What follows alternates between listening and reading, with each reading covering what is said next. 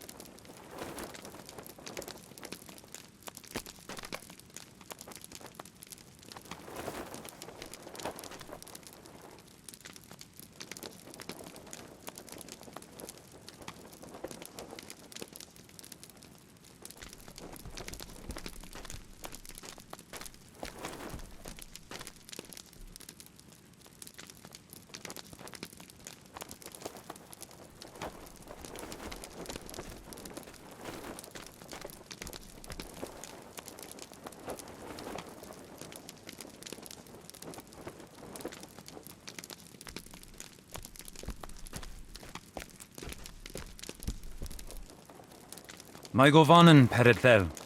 Vivered toledlin. Mae o menina, Estel. Alei melethnin swila. Ellen sila lumen o mintiavo arimeldania.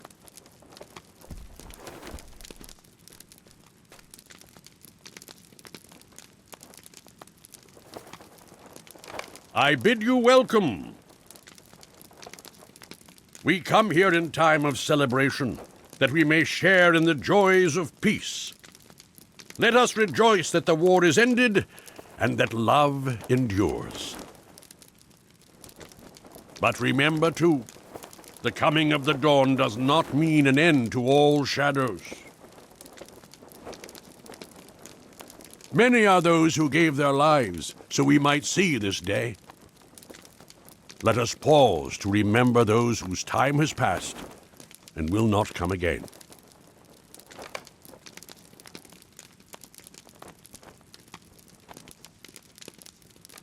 Now let us speak of three whose deeds are worthy of especial remembrance.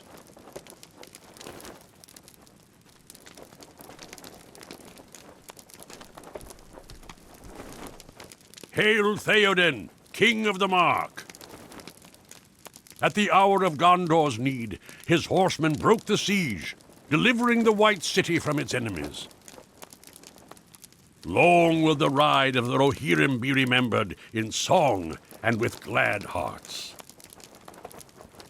Hail Boromir, Captain General of Gondor!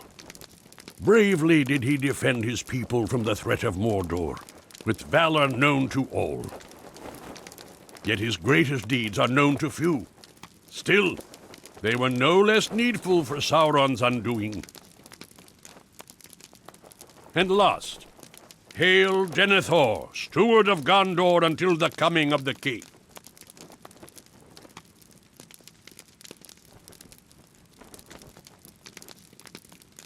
Be still!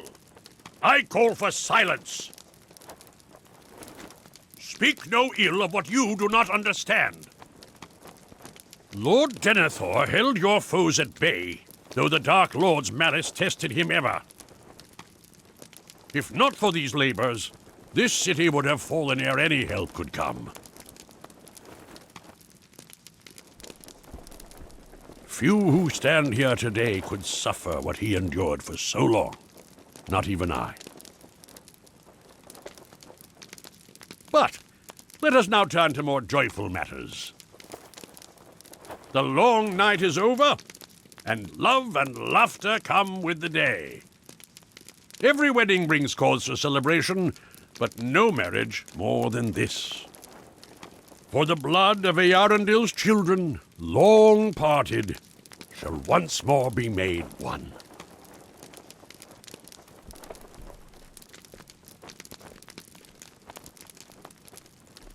Aya, Elenian on Kalima!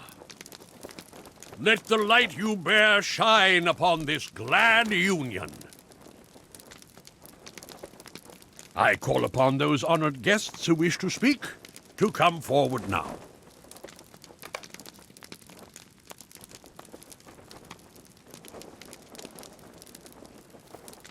Long in the years of men, but short by my counting, have I known the doom of this day.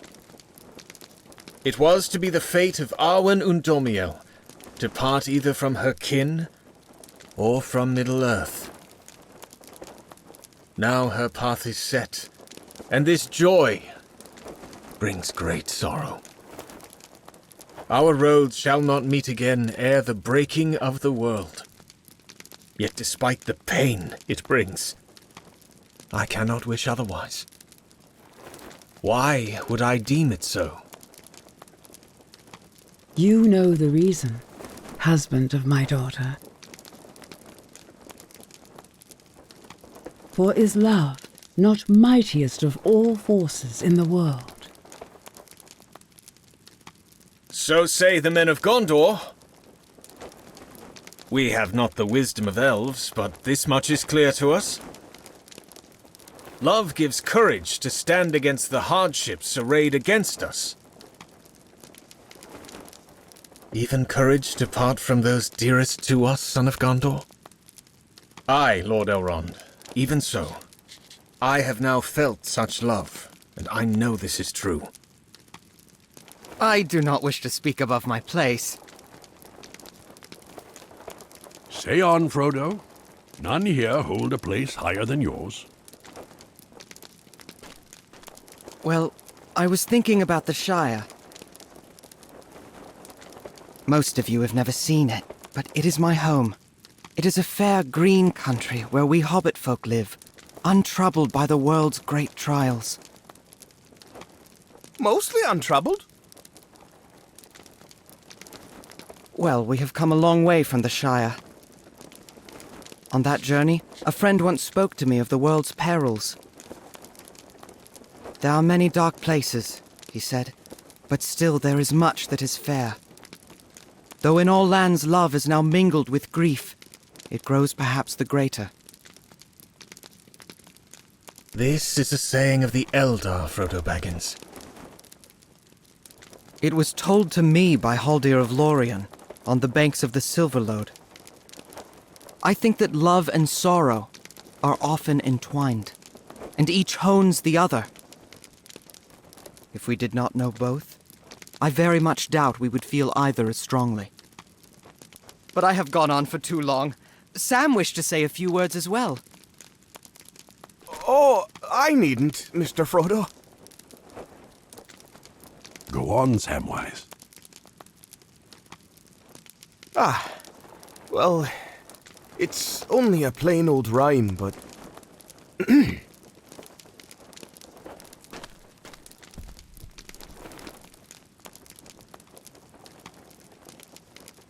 Age long, our garden bore no bloom. Left barren cold and buried deep. Far under snows of winter's gloom, the seeds we sowed did softly sleep. And through the wind and sullen frost, they waited well and did not fade. Now, winter dwindles, cold is lost, and sunshine rests upon the glade. Springtime dawns and sprout and shoot, limn the lawns with golds and blues. And with the summer's flower and fruit, the garden glows, awash with hues. And what to thank for all these splendors? None but the kind hands of its tenders.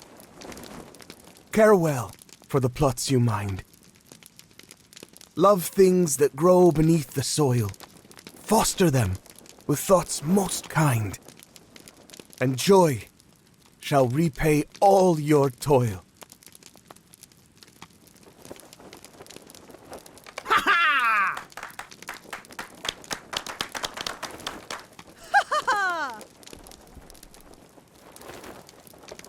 Well spoken, Master Gamgee. A simple rhyme indeed. Now, to the matter at hand. When two are to be wed, the rights of both elves and men call for the exchange of golden rings. Given events of recent days, however, perhaps it is best to skip this custom, unless our lovers object. Then let their hands be joined instead, and thus reveal their bond to all as they take their oaths to each other.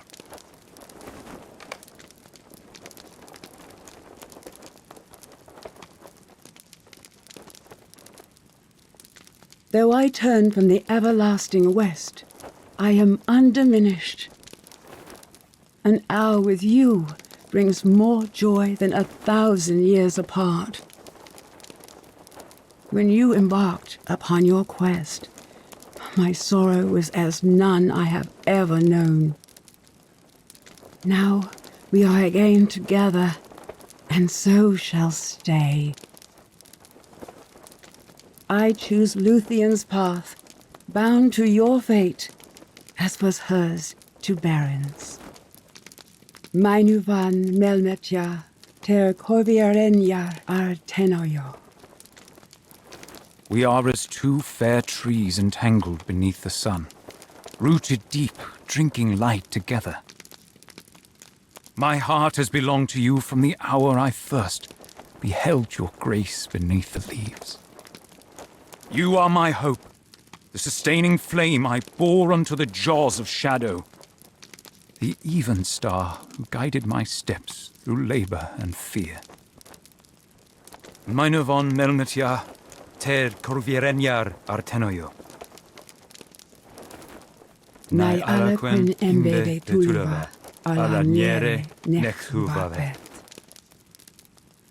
Aragorn Elisar, son of Arathorn, will you wed Arwen, daughter of Elrond, and henceforth be husband unto her? I will. Arwen Undomiel, daughter of Celebrian, will you wed Aragorn, son of Gilraen, and henceforth be wife unto him? I will. Then before the Valar, and the one who stands above all others, and in sight of men and elves, and dwarves, Oh, and hobbits, don't forget us. and all free folk, let you be bound together, and the twin lines of Earendil be made one anew. All hail the High King of the South Realm and the North, and all hail the High Queen!